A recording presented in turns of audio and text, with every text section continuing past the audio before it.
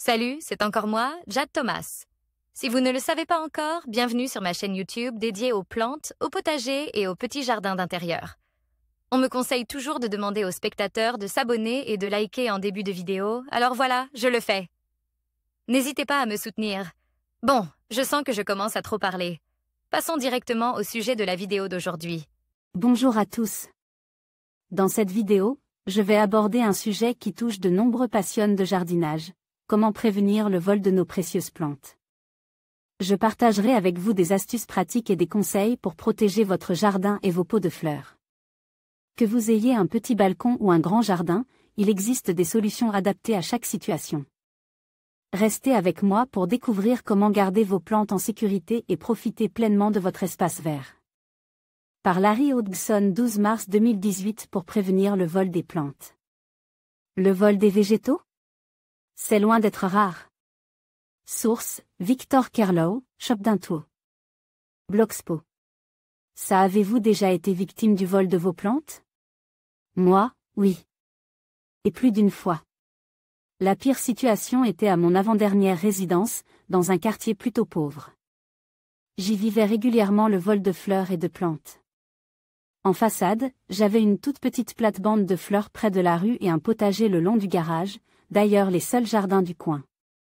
On aurait dit que certaines personnes du quartier considéraient le fait que la plate-bande soit située près de la rue comme un signe.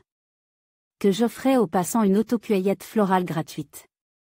Combien de fois je suis sortie de l'appartement pour constater que presque toutes les fleurs avaient disparu, comme si quelqu'un avait préparé un bouquet à mes dépens. Au moins, la plupart du temps, ils ne volaient que des fleurs et les plantes finissaient par en produire d'autres. Ils touchaient moins aux légumes, sauf aux tomates, que j'ai rapidement appris à cueillir avant leur mûrissement complet, car les fruits très rouges sont, paraît-il, irrésistibles hors la loi. Mais parfois, ils partaient avec des plantes entières, de toute évidence arrachées sans plus de pensée. Dans la cour arrière, qui était facilement visible de la rue, malheureusement, ils volaient moins de fleurs, s'en prenant plutôt à mes plantes en pot, orchidées, euphorbes, hibiscus, etc. Tout ce qui était facile à emporter risquait de disparaître. Mais mon appartement était si sombre qu'un été en plein air était essentiel pour la survie de mes plantes d'intérieur. J'ai donc dû prendre le risque, et ainsi j'ai perdu une quarantaine de plantes au cours des 5 années que j'ai vécues là, dont plusieurs plantes uniques que je n'ai jamais pu remplacer. C'est vrai qu'il est difficile de résister à un clivia en pleine floraison. Source: http://Portugal réside. Comme à ma résidence actuelle, dans une banlieue nettement plus verte, il n'y a eu qu'un seul vol, mais c'en était tout un. J'avais place en façade pour l'été un magnifique clivia dans un énorme pot. Mon clivia s'est mis à fleurir au milieu de l'été. Il était superbe, avec de multiples tiges florales pleinement épanouies de fleurs orange vif, comme un phare au cœur du jardin, et était donc, il faut croire, trop tentant.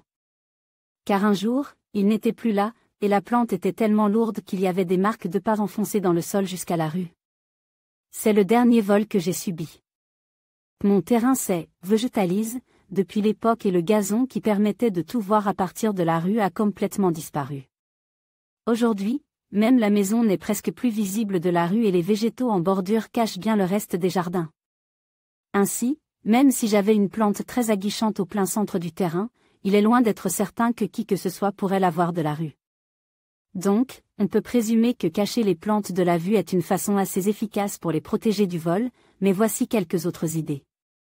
Idées pour prévenir le vol de végétaux. Si vous voulez prévenir le vol de vos plantes, voici quelques solutions possibles. Cultiver de grosses plantes en pleine terre.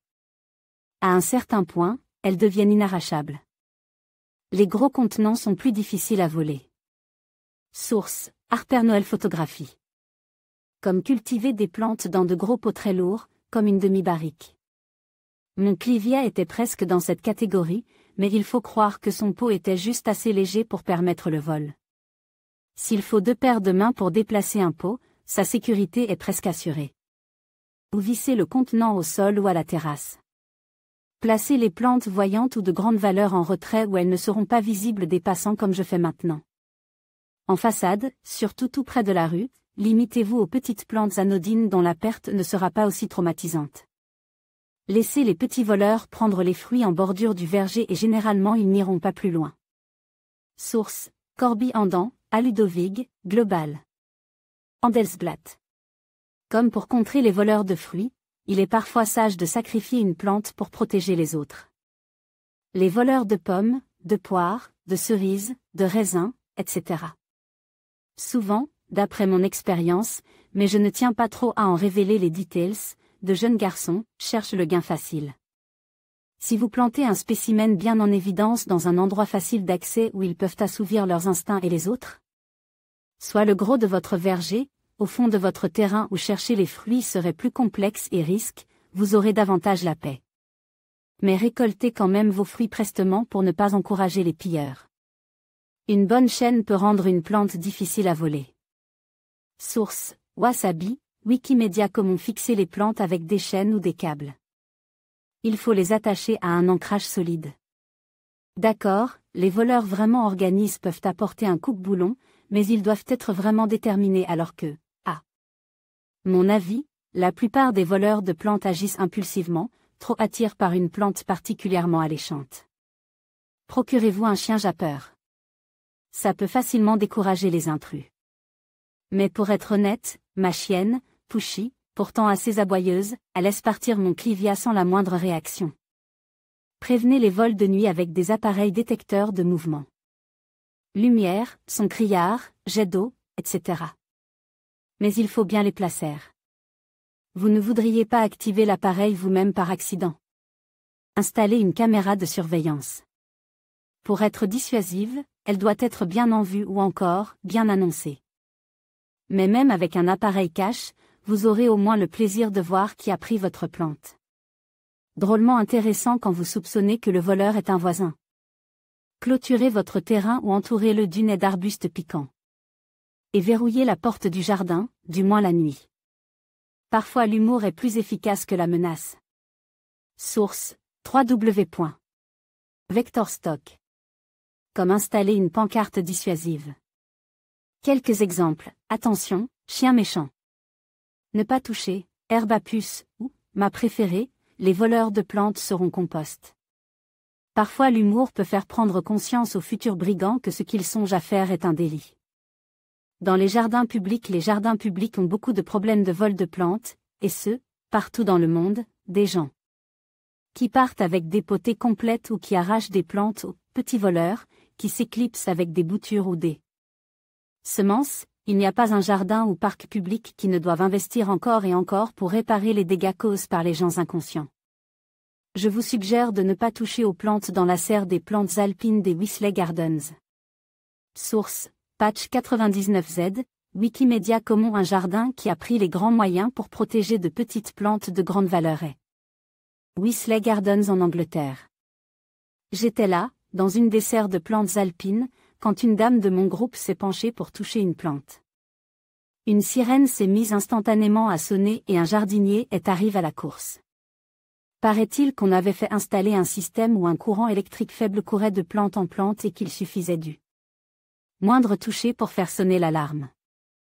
La pauvre dame ne parlait pas anglais, mais j'ai pu l'aider à expliquer qu'elle n'avait fait que frôler la plante de ses doigts et on l'a laissé aller avec un simple avertissement: on ne touche pas aux plantes dans un jardin public.